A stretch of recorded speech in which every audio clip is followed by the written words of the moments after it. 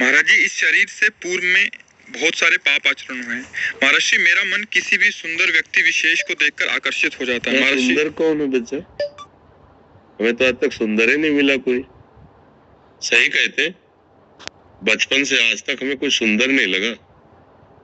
हम जिसको देखते हैं तो ऐसा लगता है जैसे मकान में आग लगने के बाद कैसा लगता है, हमें ऐसे दिखाई देता है। क्या हमारी आंखों में दोष हो? ऐसा भी हो सकता है, हमारी आंखों में दोष होगा। हम जिसको गौर से देखते हैं तो ऐसा लगता है जैसे मकान में आग लगा दो ना तो सब उसकी चिकनाहट खत्म हो जाती है ना, ऐसे सब उजड़े हुए मकान नजर आते हैं। क्योंकि इनकी श्वासों का व्यर्थ जाना, इनको भगवत विमुख जीना, इनको भ्रष्टाचारण आचरण में उतरना, गंदे सब जला हुआ नजर आता है हमें। क्या कौन प्यार करने लायक है? क्या प्यार करने लायक है? कोई सुंदर लग रहा है तुम्हें? बहुत ही धोखा है बच्चा। क्या सुंदर लग रहा है? क्या सुंदर लगा? छिरी कितने सुंदर लगेगा तुम्हें? सुबह सो के उठते हो आंखों में सुंदरता निकलती है क्या? कीचड़ निकलता है ना कान में, और नीचे के क्या सुंदर है? पेशाब टट्टी के द्वारा सुंदर लग रहा है तुम्हें?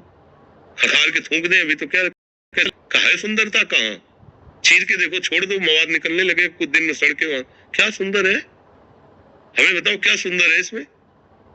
ऊपर से चिकनाहट लगा के सुंदरता थोड़ी। आओ तुम्हें हम सुंदर दिखाए, प्रियालाल है हमारे, ऐसे सुंदर है कि फिर हाँ सुंदरता इधर, सुंदरता अच्छा है गुण, सुंदरता देखना अच्छा, पर गलत जगह के सुंदरता का आरोप करते हो। आओ हमारे श्यामा श्याम को देखो कितने सुंदर है, निहाल हो जाओगे, जन्म जन्म की आंखों की प्यास मिट जाएगी ना।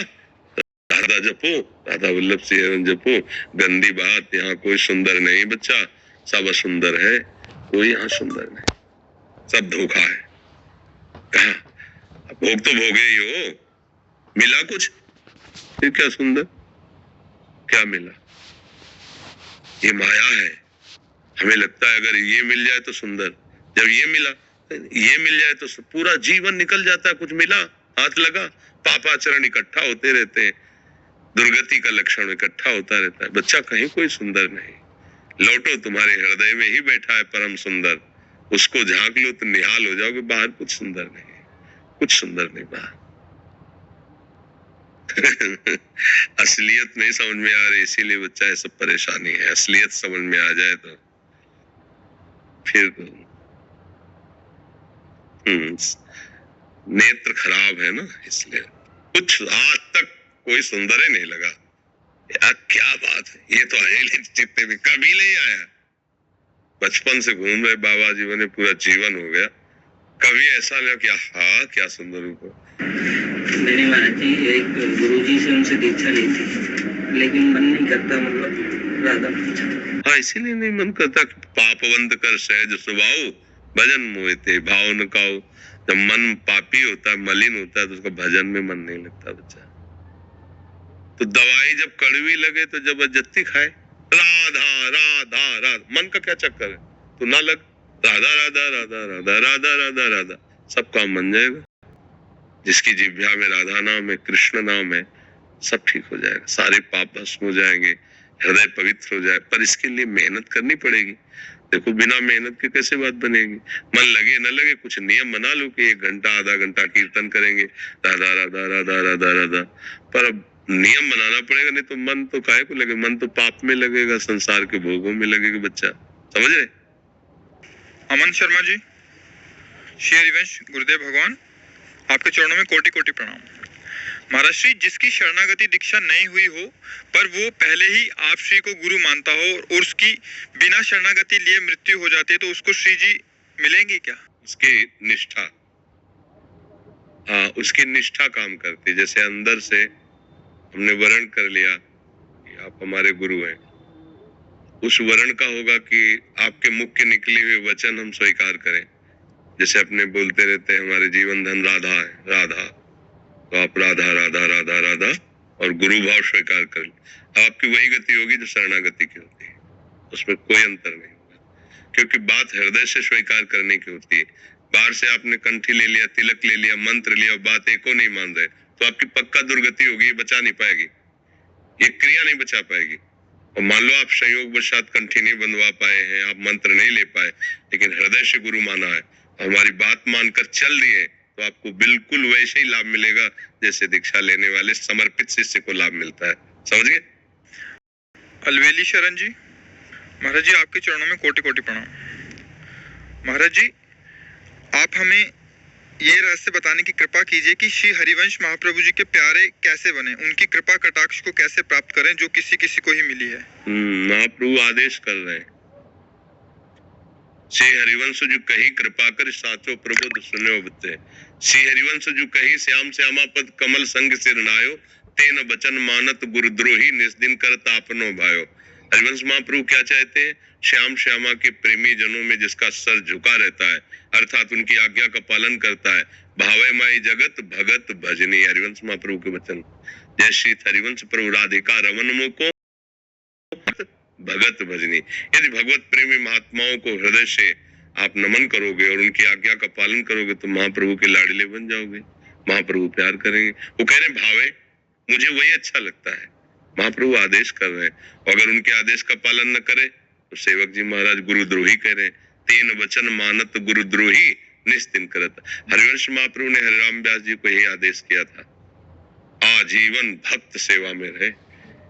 एक की पत्नी जो है संतों को प्रसाद पवा रही थी, वहां पास में हरिराम व्यास जी भी थे साथ में, तो सबको दूध परोसा और दूध के साथ मलाई हरिराम व्यास जी के कटोरे में स्वाभाविक।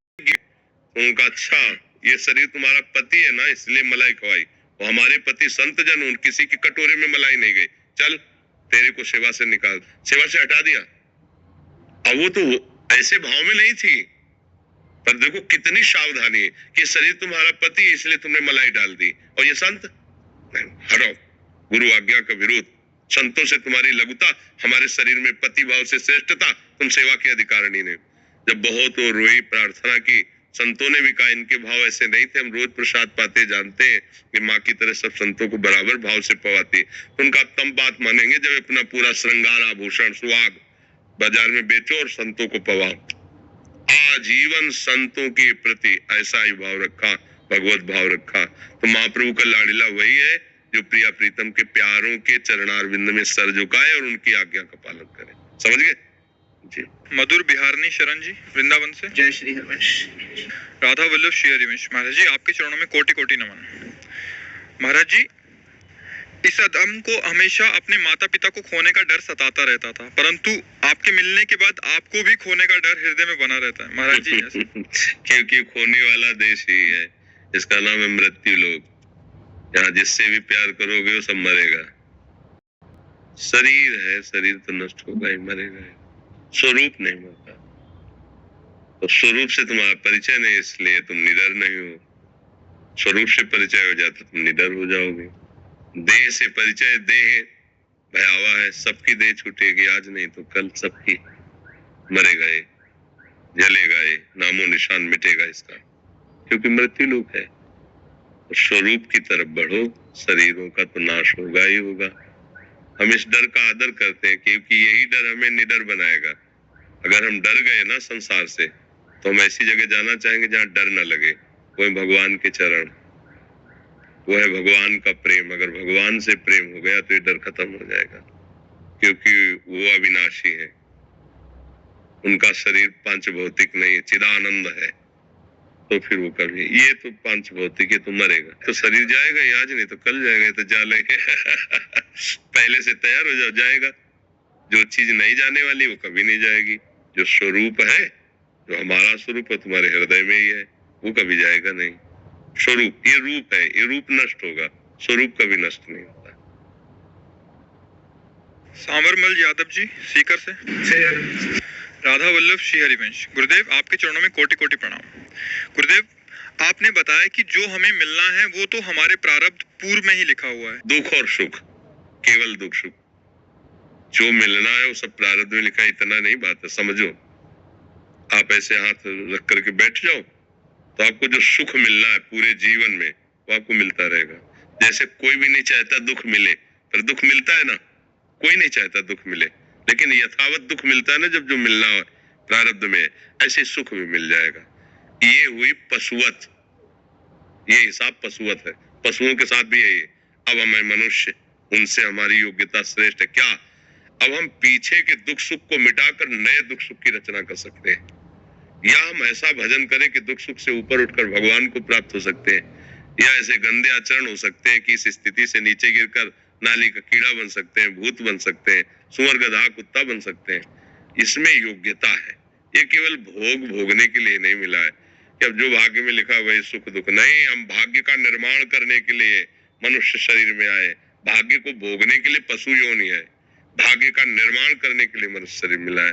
आप समझ पा रहे? और इसमें कोई प्रश्न है? मैं नाम जप करता हूँ राधा वल्लभ श्री हरिवंश जी, इसके अलावा मुझे और क्या हमारे सामने कुछ और करने की जरूरत है नहीं, इसी को जपते रहो, सब हो जाएगा इसी से। आप जपो, ठीक है, करो। कोई गंदे आचरण, गंदा नशा ये बस मत करना। जैसे दवा ली जाती है तो परहेज भी किया जाता है। अब गंदा भोजन करोगे, गंदे लोगों का संग करोगे, बेविचार करोगे, पापाचरण करोगे तो ये समझे में नहीं आएगा। ये तो निर्मलता में समझ में जैसे पानी है ना, स्थिर हो और निर्मल हो, चंचलता रहे, तो नीचे क्या पड़ा दिखाई देगा। ऐसे ही निष्पाप हृदय हो और एकाग्र मन हो तो परमात्मा साक्षात्कार की योग्यता आ जाती है। तो राधा वल्लभ श्री हरिवंश नाम जप करो और वृंदावन की रज लगाया करो। थोड़ा ही लगा लो, मान लो शर्म लगे तो थोड़ा लगा लो, और नाम जप, इसी से सब हो जाएगा।